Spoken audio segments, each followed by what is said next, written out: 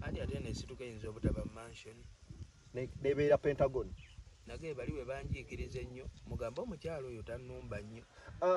Omukyalo oyo by the way ajja kuleetera pasito obuzibu. Yagenze basobola okugamba nti bineno byokola just yaye kwagala kujja ssente mu bantu naye nga teriyo nnyumba gy'ozimba ebyo bya mansion gasi yatwalira.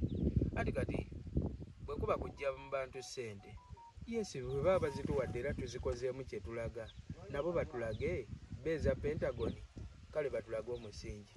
Sigulabangawe Makerere kitegeeza tajjonkera nnyo eri abajjonkezi tujja kukitegeera. Fulufiga tajjonkera nnyo anti agenda leetera pasito obuzibu. Nze nsobola okwefuula ne mbagamba eri mansion nagimaze n'accountability nsobola oggiraga kati ne mbagamba eno ntandise Pentagon.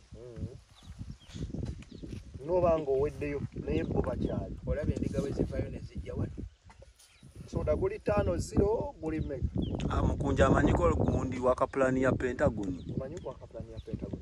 Abantu tebaagala waka plan baagala Pentagon gye mwabagamba. Batugamba ebisenge biva Israeli si byakukolera Uganda. Mubagambangako waka plan mulekere obuzaabuza abantu. Bw'oba wagamba abantu nti nomugamba wa Pentagon ate lwaki mubagamba nti tukyakola waka tukyalinda waka plan. Bwe kyokola tewakola waka plan. Kati mansion teyaggwa. Eri ludda eri. Kati eno weggwa eno ngenda gituuma kyonna kye mba njagadde. Wali bagenda kusimawo swimming pool. Kati wano interview tugikola tuwuka. Bwe tukuba ku mazzi nga bwe tukola interview. Buli kye mulootako kyonna omanyize buli muntu aba n'ebirooto mu dduniya. Kati buli kintu ky'owulira ekikujja ewuwo ogenda okisanga awalala. Njagala nkiteeka wano.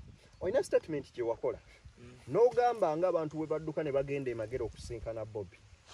Bali ne bavayo ne bagamba nti bw'oba oyagala hiti ekuyisa mu week genda e Nakawuka.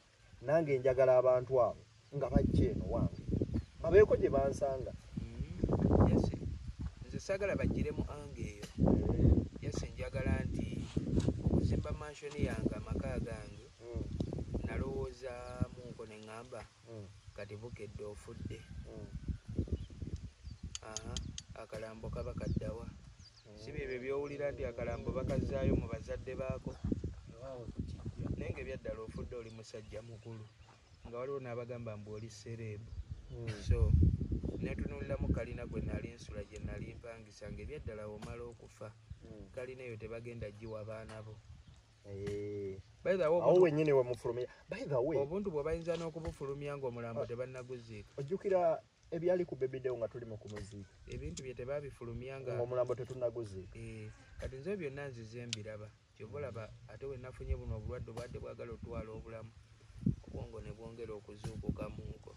Ne ŋŋamba kankole ekyange kale ne bwe kiba kifaananye ekitali kyakabi nnyo naye ku nze kigenda kuba kyakabi kubanga kyange.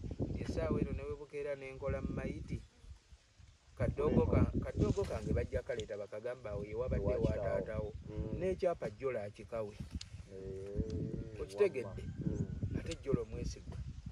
Naye kaakati wali w'opangisa ne woba opangisa kalina ya ng'ogisasula mu waka ne woba osasulawo $5,000 buli mwezi era bw'omala okufa tebayinza kugamba nti taata wammwe abadde asasula bulungi omuzigo ogwo abaana mugutwale.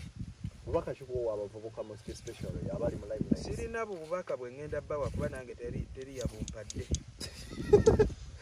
Teri bubaka bugenda bbawo. Sibulina. Tewaliwo bubaka wano ku mansion. Saagala kwefuula motivating speaker. Toyagala ku motivating abantu. Nedda ssebo. Obusungu nga bungi. Egyo emirimu giriko bannannyini gyo. Saagala yingirira mirimu gy'abantu balala. All right, again, I'm going to go tuli ku next